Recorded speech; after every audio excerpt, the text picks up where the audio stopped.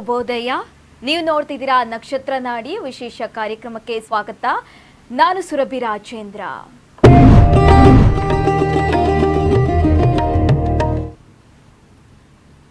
ಎಂದಿನಂತೆ ಕಾರ್ಯಕ್ರಮದಲ್ಲಿ ಆಧ್ಯಾತ್ಮಿಕ ಚಿಂತಕರು ಪಂಡಿತ್ ದಿನೇಶ್ ಗುರುಜಿಯವರು ನಮ್ಮ ಜೊತೆ ಇದ್ದಾರೆ. ಅವ್ರನ್ನ ಕಾರ್ಯಕ್ರಮಕ್ಕೆ ಬರಮಾಡ್ಕೊಳ್ಳೋಣ.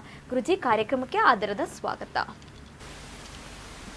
ಓಂ ಶ್ರೀ ಗುರುಭ್ಯೋ ನಮಃ. ಹರಿ ಓಂ. ಜ್ಞಾನಾನಂದಮಯಂ ದೇವಂ ನಿರ್ಮಲ ಸ್ಫಟಿಕಾಕೃತಿಂ ಆಧಾರಾಂ ಸರ್ವವಿದ್ಯಾನಾಂ ಹಯಗ್ರೀವ ಮುಪಾಸ್ಮಹೆ. ಓಂ ನಮೋ ವಾಸುದೇವಾಯ. ಓಂ ನಮೋ ನಾರಾಯಣಾಯ. ನಮಸ್ಕಾರ. ಎಸ್ ವೀಕ್ಷಕರೇ, ನಿಮಗೆ ಜ್ಯೋತಿಷದಲ್ಲಿ ಆಸಕ್ತಿ ಇದ್ದರೆ ಇದೇ ಫೆಬ್ರವರಿ 10ರಿಂದ 111ನೇ ಬ್ಯಾಚ್ ಗುರುಗಳ ನೇತೃತ್ವದಲ್ಲಿ ಆರಂಭವಾಗ್ತಾ ಇದೆ. 15 ದಿನಗಳ ಕಾಲ ಕ್ಲಾಸ್ ನಡೆಯಲಿದೆ. ನಿಮಗೆ ಯಾವುದೇ ಆಸಕ್ತಿ ಇದ್ದರೆ ನೇರವಾಗಿ ಗುರುಗಳನ್ನ ಸಂಪರ್ಕ ಮಾಡ್ಬೋದು ಅಂತ ಹೇಳ್ತಾ, ಇವತ್ತಿನ ಸಂಚಿಕೆಯಲ್ಲಿ ಬುಧ ಗ್ರಹ ಮಕರದಿಂದ ಕುಂಭಗೆ ಪ್ರವೇಶ ಮಾಡಿದೆ. ಹಾಗಾಗಿ 12 ರಾಶಿಗಳ ಭವಿಷ್ಯ ಹೇಗಿದೆ ಅಂತ ತಿಳ್ಕೊಳ್ಳೋಣ.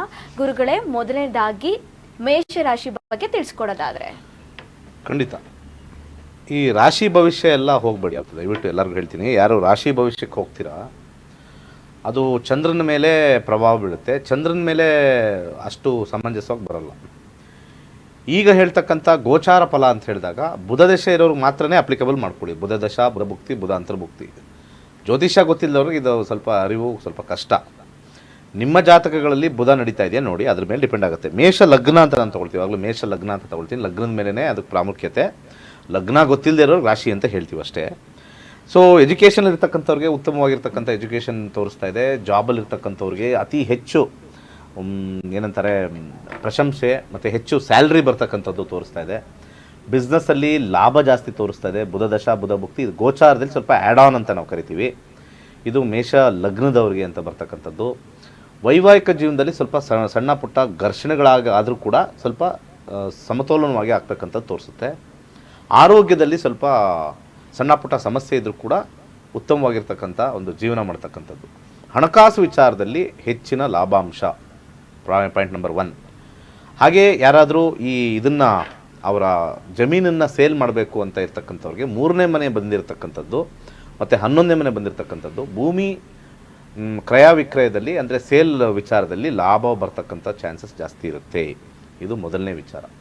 ಎರಡನೇ ಭಾಳ ಇಂಪಾರ್ಟೆಂಟ್ ವಿಚಾರ ಏನು ಅಂತಂದರೆ, ಇಲ್ಲಿ ನಮ್ಮ ಒಂದು ಜಾಬ್ ವಿಚಾರದಲ್ಲಿ ಚೇಂಜ್ ಆಫ್ ಜಾಬ್ ಏನಾದ್ರು ಮಾಡೋಂಗಿದ್ರೂ ಕೂಡ ಉತ್ತಮವಾಗಿರ್ತಕ್ಕಂಥದ್ದು. ಯಾಕಂದರೆ ಲಾಭಸ್ಥಾನದಲ್ಲಿ 6ನೇ ಮನೆ ಅಧಿಪತಿನೂ ಕೂತಿರೋದ್ರಿಂದ ನೀವು ಅಂದ್ಕೊಂಡಿದ್ದಾಗ್ತಕ್ಕಂಥದ್ದು ವಿಶೇಷವಾಗಿ ಕಂಡುಬರುತ್ತೆ. ಇಷ್ಟು ಮೇಷ ರಾಶಿಯವರಿಗೆ ಅಥವಾ ಲಗ್ನದವರಿಗೆ. ಓಕೆ ಗುರುಜಿ, ನೆಕ್ಸ್ಟ್ ವೃಷಭ ರಾಶಿ ಅಥವಾ ವೃಷಭ ಲಗ್ನದ ಬಗ್ಗೆ ನೋಡೋದಾದ್ರೆ, ಇದರಲ್ಲಿ ಭಾಳ ವಿಶೇಷವಾಗಿ ವೃಷಭ ಲಗ್ನ ಅಂತ ನಾವು ತಗೊಳ್ತೀವಿ. 2ನೇ ಮನೆ, 5ನೇ ಮನೆ ಮತ್ತು 10ನೇ ಮನೆ ಬಂದಿದೆ. 2ನೇ ಮನೆ, 5ನೇ ಮನೆ, 10ನೇ ಮನೆ ಬಂದಿದೆ. ಇದರ ಪ್ರಕಾರ ಭಾಳ ಇಂಪಾರ್ಟೆಂಟಾಗಿ 2, 5, 10 ವಿದ್ಯಾರ್ಥಿಗಳಿಗೆ ಉತ್ತಮವಾಗಿರ್ತಕ್ಕಂಥ ಸಮಯ. ಹೆಚ್ಚಿನ ಲಾಭ ಆಗ್ತಕ್ಕಂಥದ್ದು, ಹೆಸರು ಕೀರ್ತಿ ಬರ್ತಕ್ಕಂಥದ್ದು ತೋರಿಸ್ತಾ ಇದೆ.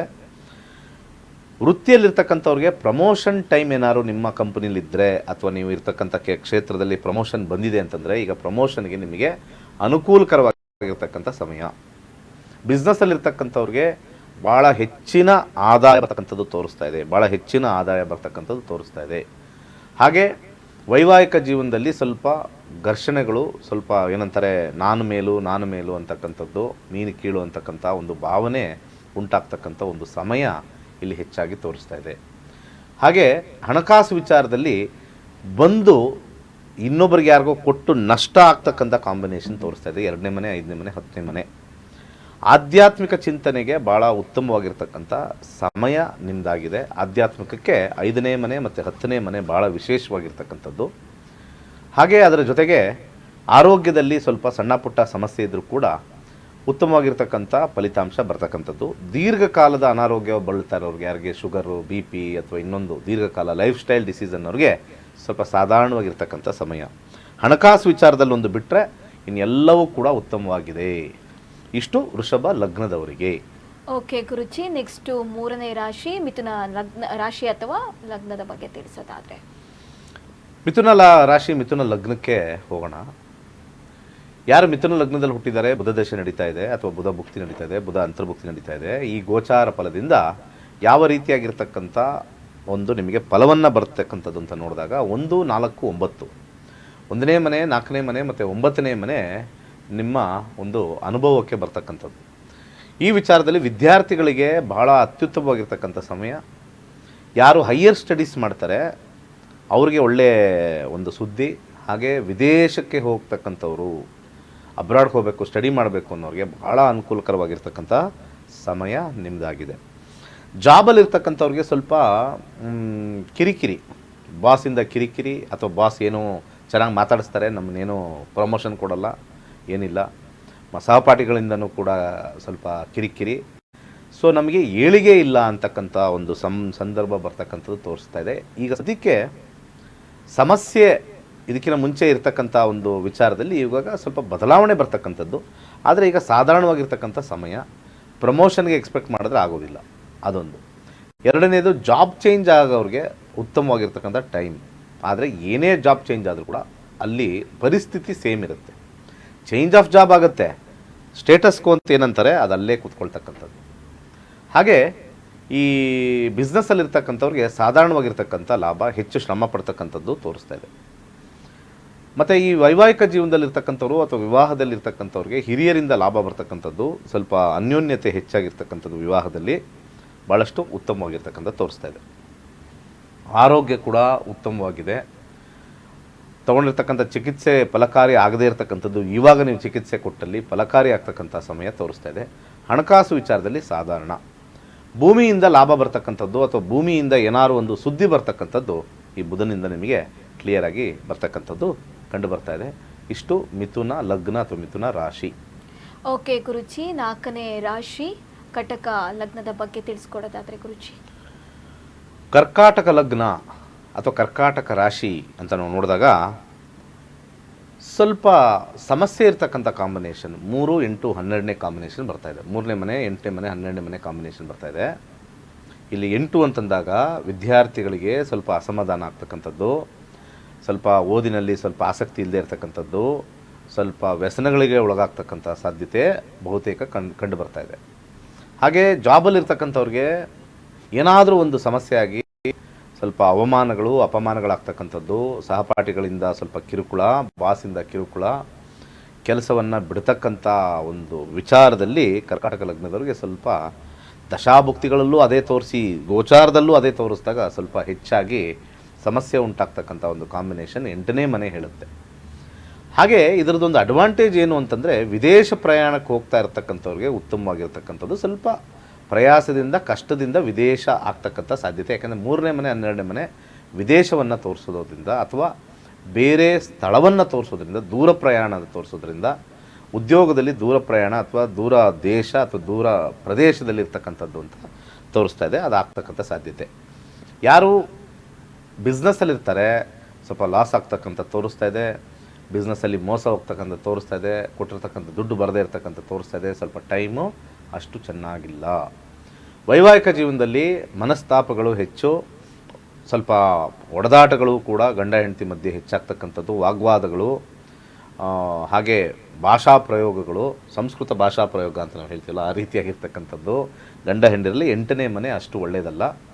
ಹಾಗೆ ಸ್ವಲ್ಪ ಸಪ್ರೇಷನ್ ಆಗ್ತಕ್ಕಂಥನೂ ಸಾಧ್ಯತೆ ಸ್ವಲ್ಪ ಬಹುತೇಕ ಕಂಡು ಬರ್ತಾಯಿದೆ. ಯಾಕಂದರೆ 12ನೇ ಮನೆಯೂ ಕೂಡ ವಿವಾಹದಲ್ಲಿ ಸಪ್ರೇಷನ್ ತೋರಿಸುತ್ತೆ.